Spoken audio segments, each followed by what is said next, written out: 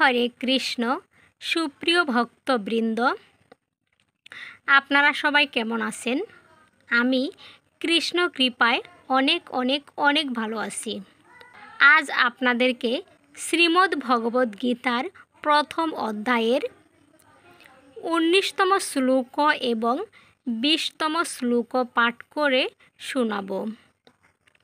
আপনারা সবাই আমার জন্য কৃপা আশীর্বাদ করবেন।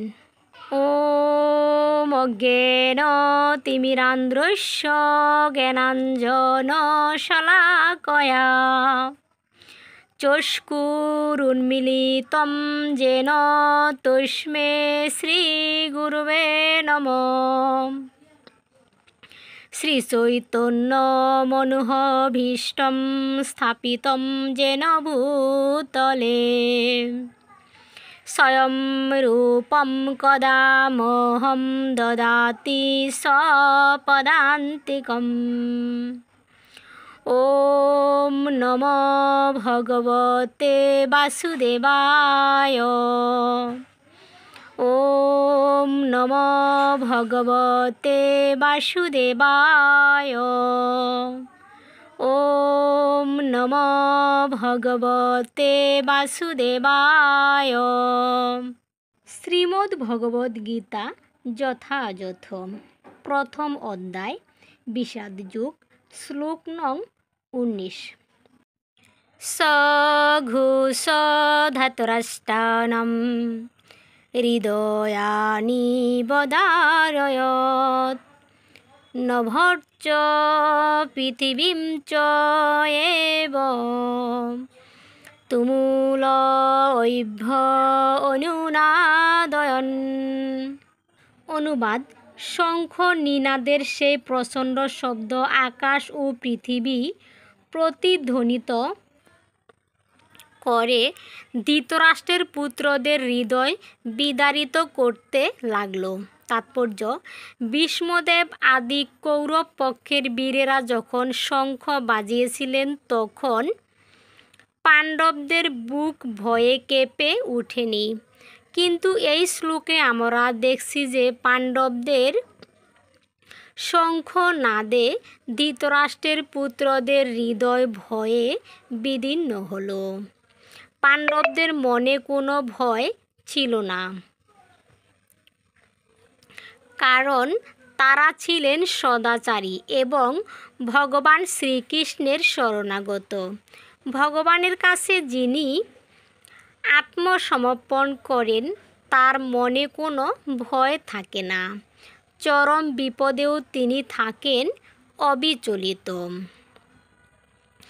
এই শ্লোকে বোঝানো হয়েছে যে যখন কৌরব পক্ষের বীরেরা শঙ্খধ্বনি বাজিয়েছিলেন তখন পাণ্ডবদের বুক ভয়ে কেঁপে ওঠেনি এবং পাণ্ডবদের শঙ্খনাদে ধৃতরাষ্ট্রের পুত্রদের হৃদয় ভয়ে বিদীর্ণ হল। এই কারণ পাণ্ডবরা ভগবান শ্রীকৃষ্ণের শরণাগত ছিল আর ধৃতরাষ্ট্রের পুত্ররা ভগবান শ্রীকৃষ্ণের চরণে শরণাগত হয়নি। সেই জন্য পাণ্ডবদের শঙ্খধ্বনির কারণে ধৃতরাষ্ট্রের পুত্রদের হৃদয় ভয়ে বিদীর্ণ হল। শ্লোক নং 20। অথ ব্যবস্থিতান দৃष्ट्वा ধার্তরাষ্ট্রান কপিধ্বজঃ প্রবৃত্তে শস্ত্র সম্পাতে ধনুরুদ্যম্য পাণ্ডবঃ ঋষিকেশং তদা বাক্য ইদম আহ মহীপতে। অনুবাদ: সেই সময় পাণ্ডুপুত্র অর্জুন হনুমান চিহ্নিত পতাকা শোভিত রথে অধিষ্ঠিত হয়ে তার ধনুক তুলে নিয়ে স্বর নিক্ষেপ করতে প্রস্তুত হলেন। হে মহারাজ, ধৃতরাষ্ট্রের পুত্রদের সমর সজ্জায় বিন্যস্ত দেখে অর্জুন তখন শ্রীকৃষ্ণকে এই কথাগুলি বললেন। 20তম শ্লোকে বলা হয়েছে, পাণ্ডুপুত্র অর্জুন হনুমান চিহ্নিত পতাকা শোভিত রথে তিনি অধিষ্ঠিত হয়েছিলেন এবং তার ধনুক তুলে তিনি স্বর নিক্ষেপ করতে প্রস্তুত হলেন। তাই অর্জুন শ্রীকৃষ্ণকে বললেন, ধৃতরাষ্ট্রের পুত্রদের সমর সজ্জায় বিন্যস্ত দেখে অর্জুন তখন শ্রীকৃষ্ণকে এই কথাগুলি বললেন।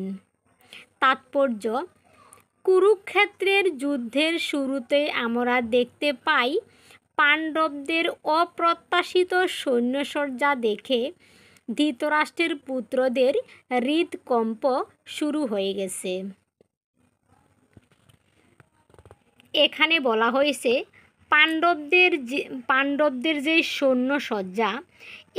সৈন্যসজ্জা দেখে ধৃতরাষ্ট্রের পুত্রদের হৃদকম্প মানে বুক কাঁপতেছিল। পরমেশ্বর ভগবান শ্রীকৃষ্ণ স্বয়ং কুরুক্ষেত্রের যুদ্ধে উপস্থিত থেকে পাণ্ডবদের পরিচালিত করেছিলেন। তাই কৌরবদের এই হৃদকম্প হওয়াটা স্বাভাবিক। এখানে বোঝানো হয়েছে যে পরমেশ্বর ভগবান শ্রীকৃষ্ণ স্বয়ং পাণ্ডবদের পক্ষে ছিলেন, এই জন্য কৌরবদের এই হৃদকম্প হওয়াটা ছিল স্বাভাবিক। অর্জুনের রথে হনুমান অঙ্কিত ধ্বজাও একটি বিজয়সূচক ইঙ্গিত। অর্জুনের যে রথ ছিল সেই রথে হনুমান অঙ্কিত ধ্বজা, যেটা পাণ্ডবদের বিজয়ের প্রতীক ছিল, বিজয়ের ইঙ্গিত ছিল। কারণ রাম রাবণের যুদ্ধে হনুমান শ্রীরামচন্দ্রকে সহযোগিতা করেছিলেন। যখন রাম ও রাবণের মধ্যে যুদ্ধ হয়েছিল তখন হনুমান শ্রীরামচন্দ্রকে সহযোগিতা করেছিলেন এবং শ্রীরামচন্দ্র বিজয়ী হয়েছিলেন। কুরুক্ষেত্রের যুদ্ধেও অর্জুনকে সাহায্য করবার জন্য তার রথে শ্রীরামচন্দ্র ও হনুমান দুজনকেই উপস্থিত থাকতে দেখতে পাই। শ্রীকৃষ্ণই হচ্ছেন শ্রীরামচন্দ্র এবং যেখানে শ্রীরামচন্দ্র সেখানে তার নিত্য সেবক ভক্ত হনুমান এবং নিত্য সঙ্গিনী সীতা লক্ষ্মী দেবী উপস্থিত থাকেন।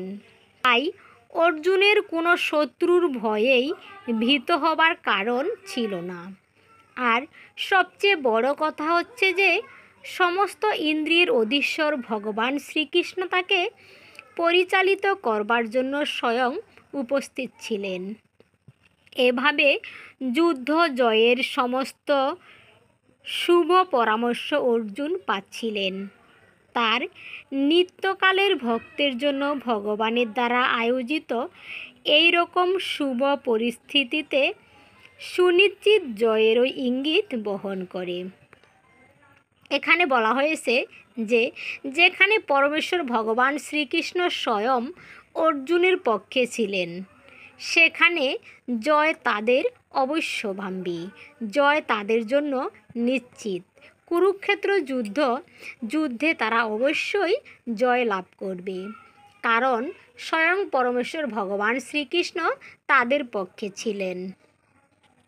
গীতা মাহাত্ম্যম গীতাধ্যায়ন শীলস্য প্রাণায়াম পরস্য চ ন এব সন্তি হি পাপানি পূর্বজন্ম কৃতানি চ।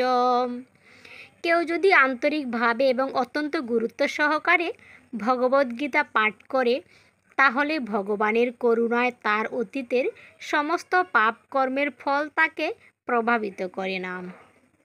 হরে কৃষ্ণ। সুপ্রিয় ভক্তবৃন্দ, আমাদের ভিডিওটি যদি আপনাদের ভালো লাগে অনুগ্রহপূর্বক চ্যানেলটি সাবস্ক্রাইব করবেন, লাইক, কমেন্ট এবং শেয়ার করে পাশে থাকবেন। ধন্যবাদ সবাইকে। হরে কৃষ্ণ।